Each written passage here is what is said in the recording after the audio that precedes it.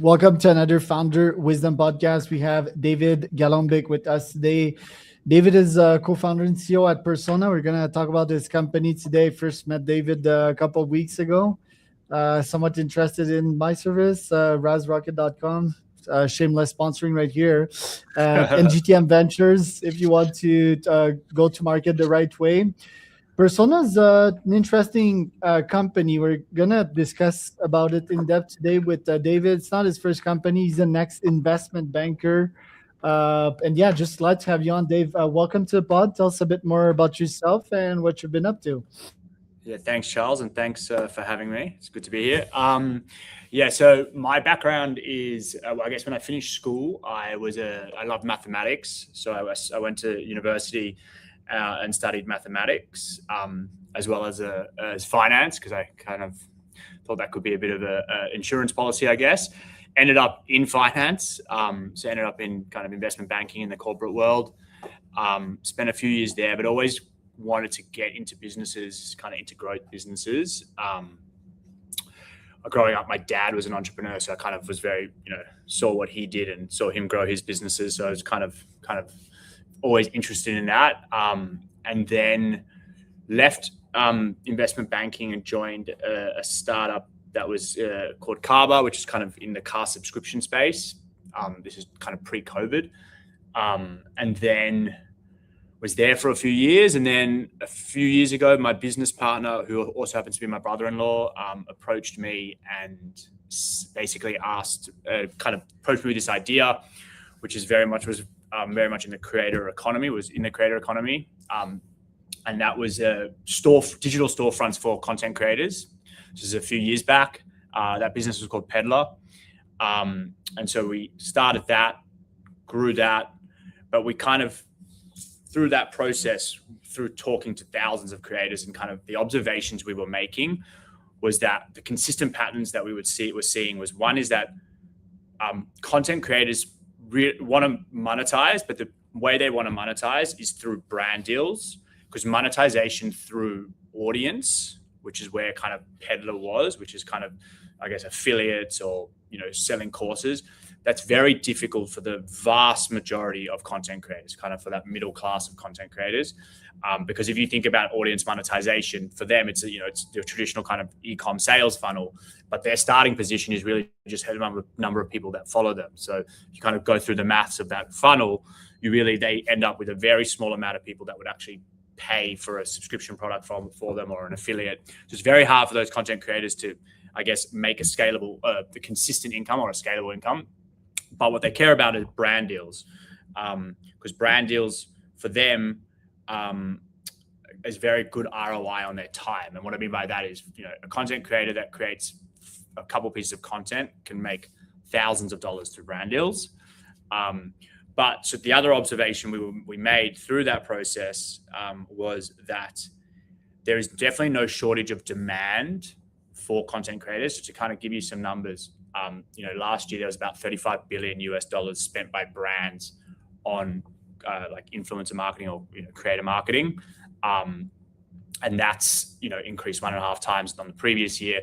And you're now seeing a big shift from enterprise and companies advertising spend moving from paid ads, so your traditional Meta, Google paid ads, to content creators. So like last year there was about a 70% reallocation of budget. But taking all those learnings, we realized that content creators wanted brand deals, brands want content creators, but the way that they're connecting is broken. So the infrastructure is not really there for them. So we took those learnings and basically we built, over the last few months, a bunch of AI agents that help content creators land brand deals through a bunch of automation. Bunch of questions for you. Why that specific space? Like creators, sure, I think it's still hot. Obviously, if I would start like a B2C brand, which I would never, because that was my first company and it failed horribly, I would probably go with influencers, right, and creators. But why does that appeal to you specifically? Do you know some creators? Are you one yourself? Why why is this Yeah. close to you? Good question. So I guess when my business partner, for context, he was in digital advertising. So his kind of world was in that marketing space. And when he approached me about Peddler, our previous business, that was digital storefronts for content creators. And at the time, I was, as a shopper, as a consumer, I often would have that issue where I would see something that I would like that a creator was wearing, whether it was a pair of jeans, a pair of pants, and I would want to know where that's from. But then, it might have been a week later and I wouldn't have known. It was impossible for me to kind of go back to that piece of content and find it. So I guess I had that same problem. So that was the original kind of leap into the creator economy, which is about, as I said, about 5 years ago. And since then, obviously spending so much time in the creator economy, I see there's just so much opportunity, and it's just such a big market. I mean, there's 200 million content creators currently. I think it's about 1 in 3 Gen Zers have aspirations to be a content creator. So, gone are the days of them aspiring to be a doctor or a lawyer. So the market's so big, it's growing so fast. But as I said, the kind of key observations we keep making is there's just a lack of infrastructure that sits there, and particularly infrastructure for content creators. So a lot of the infrastructure that exists out there is built for brands. But we see a massive opportunity in the infrastructure for content creators. Right. So these folks are good at creating content, but they're not any good at sales. You give them the tools to send emails. Do you also decide the tone, who they reach out to? Is there like an AI that fully does it for them? And also, why so cheap? Why only $15 a month? All very good questions. So first comment is on the point about them, just want to create content and don't want to have to deal with like the business side of things, whether that's sales or kind of that full. That's 100% right. So that is the consistent theme you get when you speak to these content creators. They know that they want to land brand deals, but they just hate the process. Isn't that ironic? Because they're influencers, they're good at selling or conveying people to buy stuff at scale. Are you saying it's not the same skills? Well, I think so it's probably a few points. So dealing with a brand is different than dealing with their audience. So to your point, creators know how to sell, but they know how to sell to their audience. Doesn't necessarily mean they don't know how to sell to a brand, their services to a brand, right? Which that's the nuance there. That's the distinction. They definitely know that creators definitely know their audience, and so they know how to sell to their audience, and that's why they're so valuable to brands, right? Because they've got the trust of their audience, etc. But I wouldn't say creators are great at selling themselves to brands. So going back to your question in terms of how the platform works or how the AI works. So basically, we have a database of hundreds of thousands of brands that we apply a bunch of AI agents that identify signals on those brands. That do those brands work with content creators? What type of content creators do they work with? So, for example, we're running an agent to check: is the brand running meta ads? Is the brand on an affiliate network? We'll analyze the brand's socials account.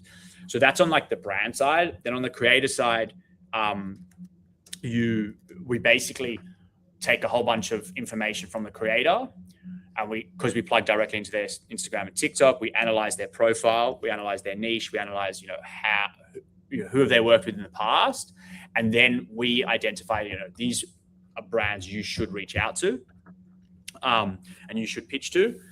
And then on that, I think you had a question around that personalization, that email personalization. The pricing also, the personalization, the pricing. So the personalization piece. So we provide a bunch of templates, and we provide a bunch of like personalization kind of variables. So I think it's about 20 different variables where they can personalize each email.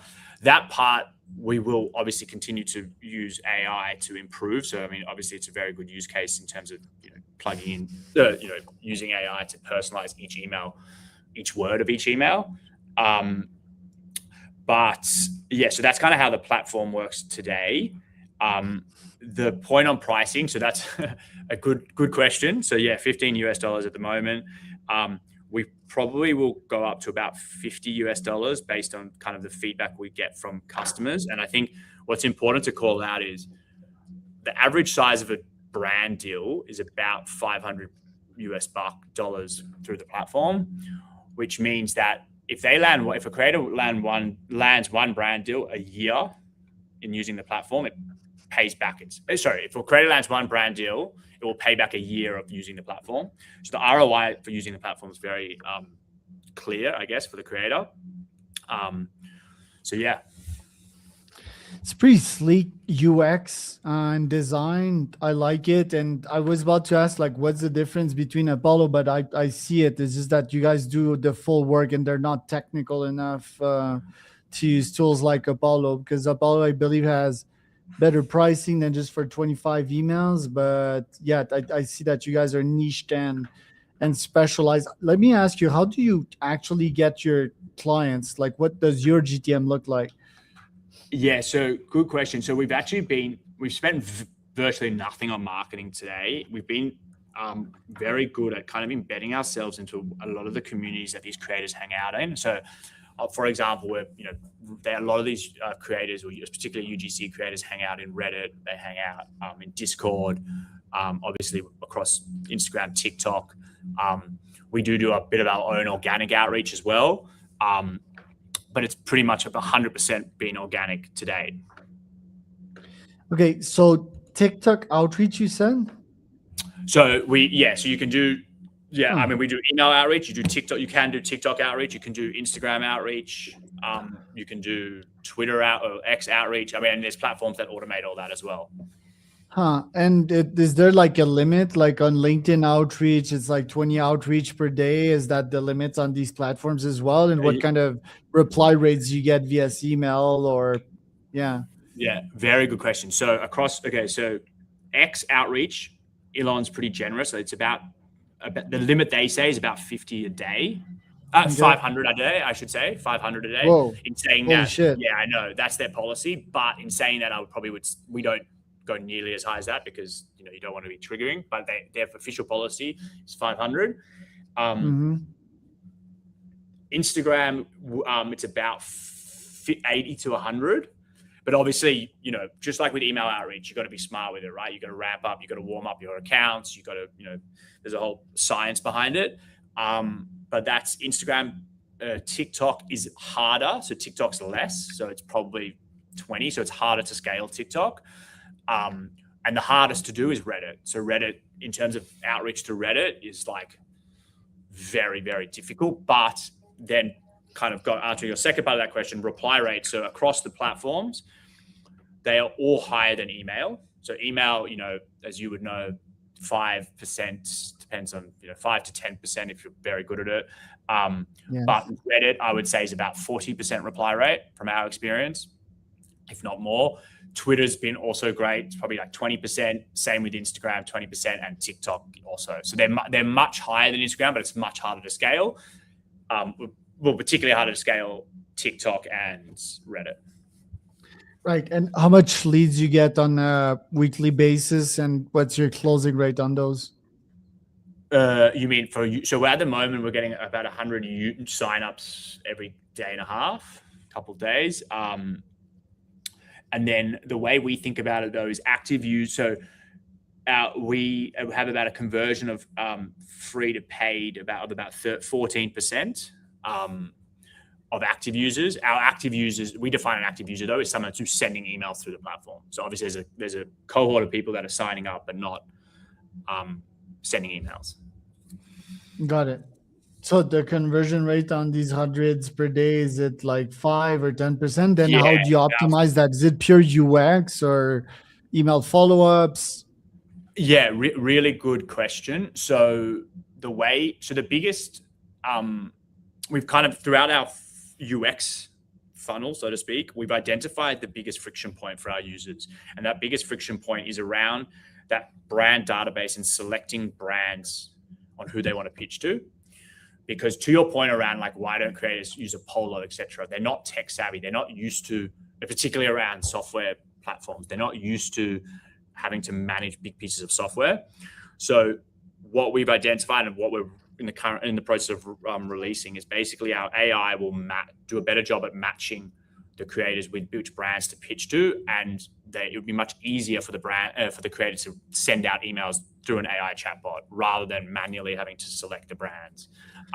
Yeah, I like that. Once they start sending emails, the conversion of free to paid goes like through the roof. Right. Don't they have a manager to do that type of work, or that's only after making what, 200K a year? Yeah, it's a good question. So obviously there is a market for managers. I think from our experience and what you see out there, managers are generally better, more fitted for the much larger creators, probably the first thing.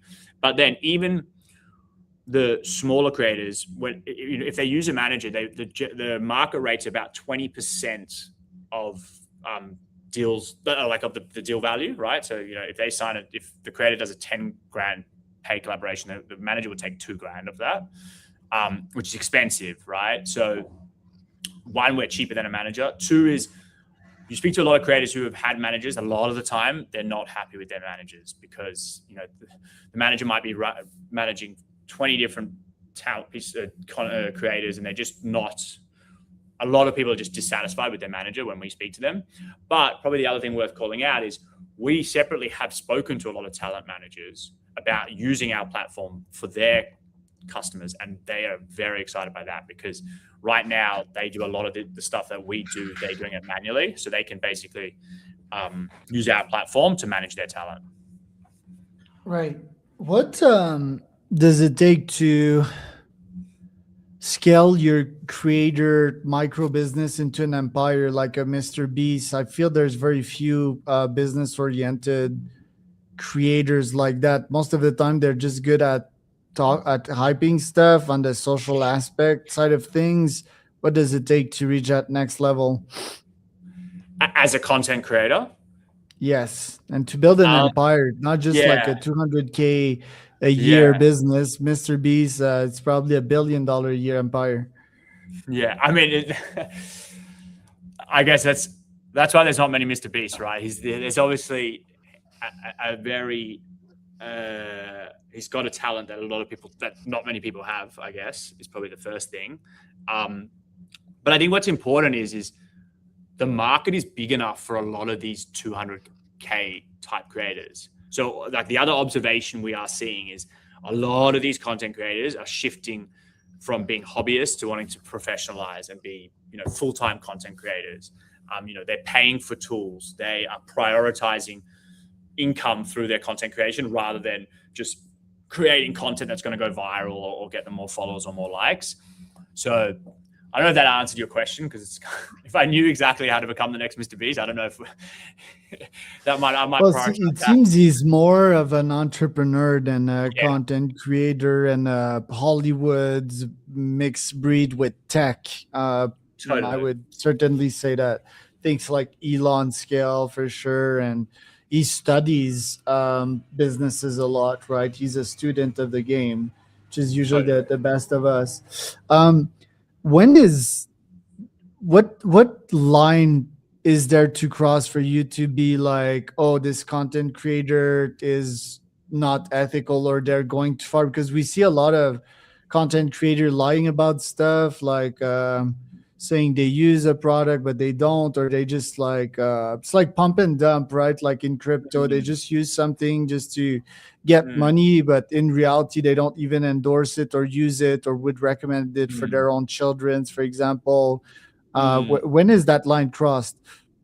Yeah, I mean, I think like any industry, there's always going to be bad actors, right? So I mean, there are definitely those people that exist. There's no doubt about that. In terms of our platform, and so we're just really that infrastructure layer for them. So, similar to other kind of B2B SaaS email platforms out there, where when a brand receives out the email through a persona, or it comes from the creator's personal Gmail account. There's no kind of association to our infrastructure. Obviously, if we become aware of users abusing the platform or abusing kind of breaking the law, we would ban them. But it's kind of they're using our infrastructure just like a B2B SaaS person would be using a Polar. Because historically brands would just rely on marketing, right?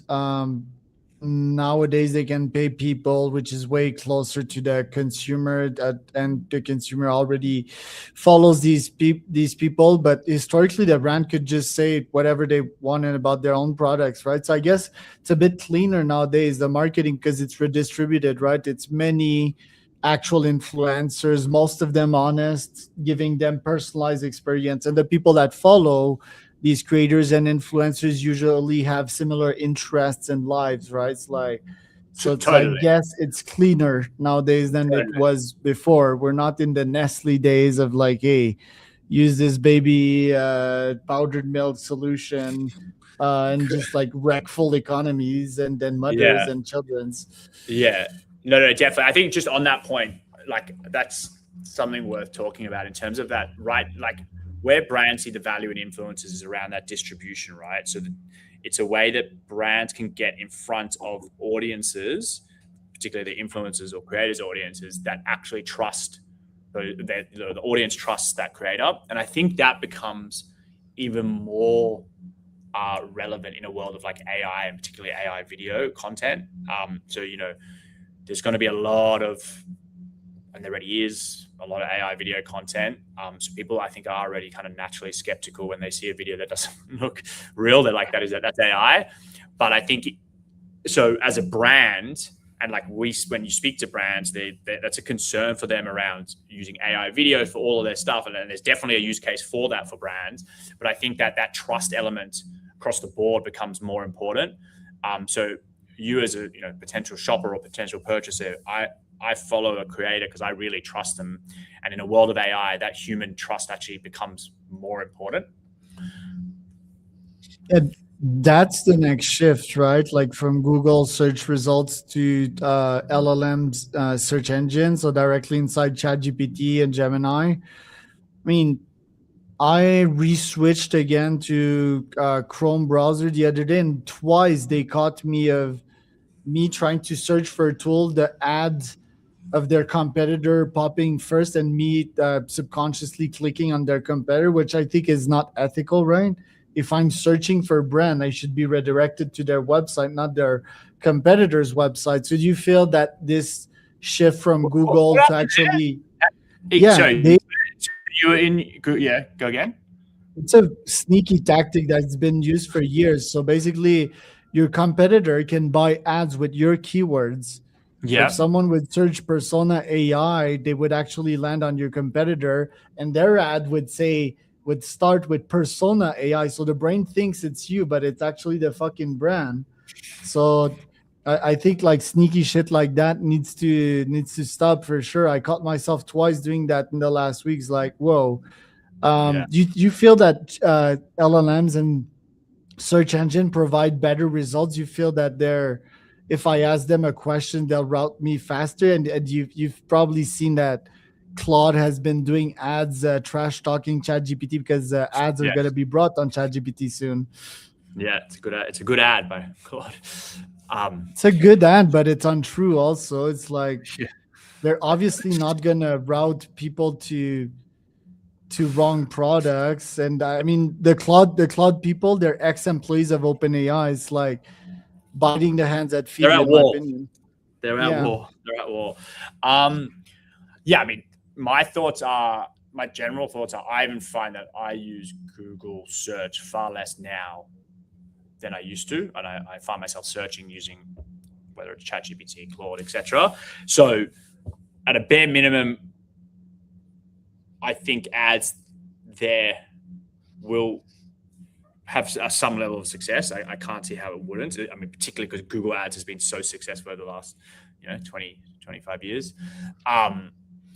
So I do think it's a high intent, which is obviously what they are, high intent audience. So I think they will be successful.